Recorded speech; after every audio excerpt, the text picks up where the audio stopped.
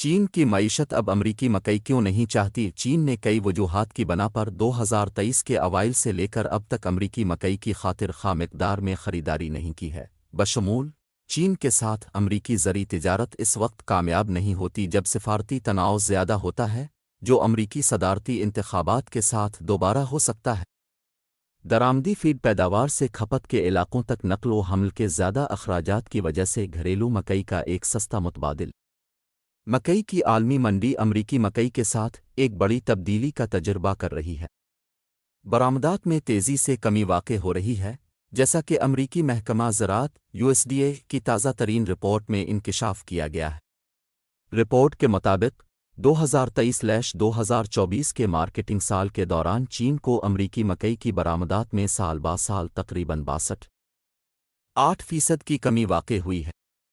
اس کمی کی وجہ کئی عوامل ہیں، جن میں چین سے مانگ میں کمی، برازیل جیسے دیگر اہم برآمد کنندگان سے مسابقت میں اضافہ، اور چین کی گھریلو پالیسیوں میں تبدیلیاں جن کا مقصد امریکی زرعی درآمدات پر انحصار کو کم کرنا ہے۔ مکئی کی عالمی منڈی امریکہ اور برازیل کے سازگار موسمی حالات سے بھی متاثر ہوئی ہے، ساتھ ہی مکئی پیدا کرنے والے دیگر اہم علاقوں میں بھی کم سازگار حالات ہیں۔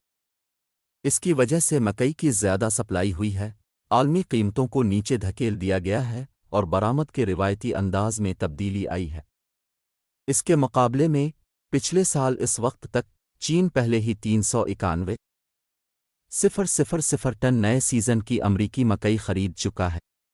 2024-2025 مارکیٹنگ سال کو دیکھتے ہوئے دیگر عالمی منازل پر امریکی مکئی کی برآمد کی فروخت میں معمولی بہتری کے آثار ہیں۔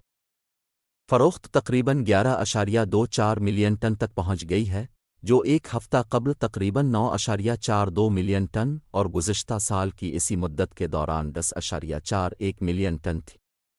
تاہم چین کو نئی فروخت کی کمی ایک اہم تشویش بنی ہوئی ہے، جو ممکنہ طور پر امریکی کارن مارکیٹ کی مجموعی حرکیات پر اثر انداز ہو سکتی ہے۔ اگر متبادل خریدار چینی مانگ میں کمی سے رہ جانے والے خلا کو پر نہیں کر سکتے